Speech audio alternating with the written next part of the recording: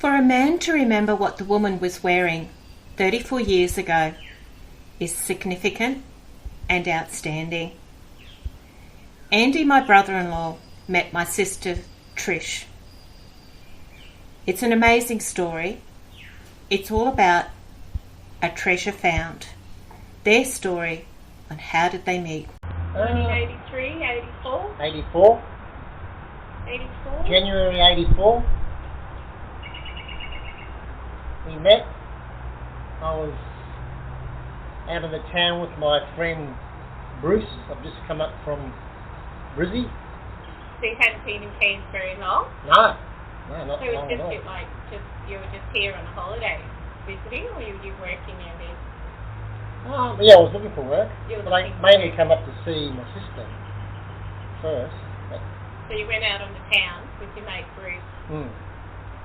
I went to the famous playpen. There's a playpen, and the music's pounding really loud, if I remember, and it's like a mush pit in there. Yeah, and they had a competition, and you had to get a girl to sit on your chair, and you had to go up on the stage, and there was like treasure hunt thing. There was 4 or 5 of us, and we had to get all these different things, and then at the end of it, we had to get a girl to sit in our chair on the stage. And I saw Trish in the distance, and I thought, oh, I like her. She looks pretty good. Well, what was she wearing? Do you remember what she was wearing? Yeah, she had it must be something bright, no? She had her jeans on, and she had a pink top on, and had like lace things down the side of it.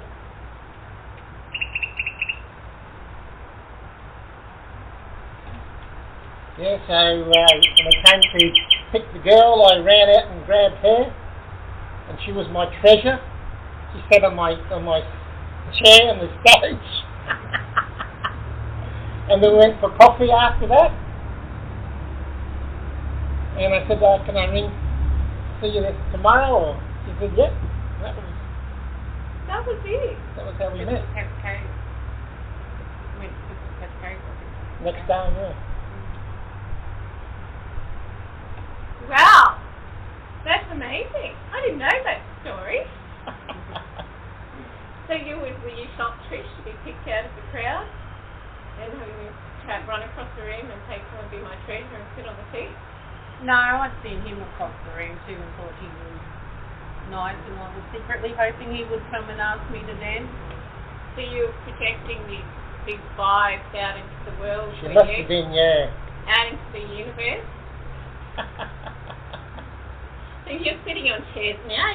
The treasure's still sitting on chairs on these stools.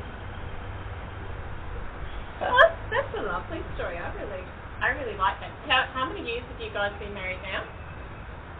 It's 34, 35 coming up in May. In May next year. Yeah. That's a good innings for 35, isn't it? Yeah. 2 comes.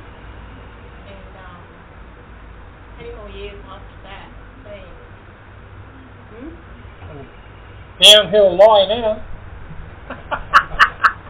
Oh, what? Downhill lie.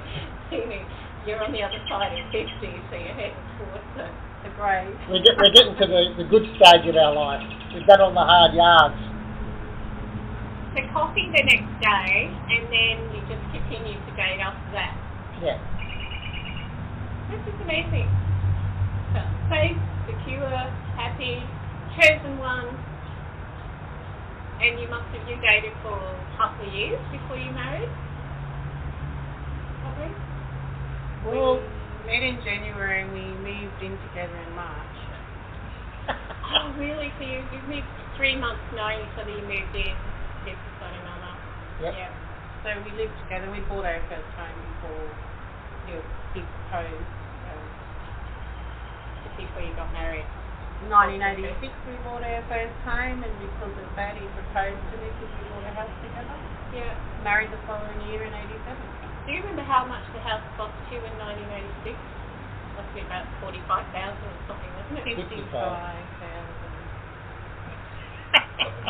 And did you still have to do a mortgage for that too, didn't you? Oh, yeah. I think back in 1985 But or back then, I think the yearly wage was only 18 grand or 20 grand. my weekly wage was $110,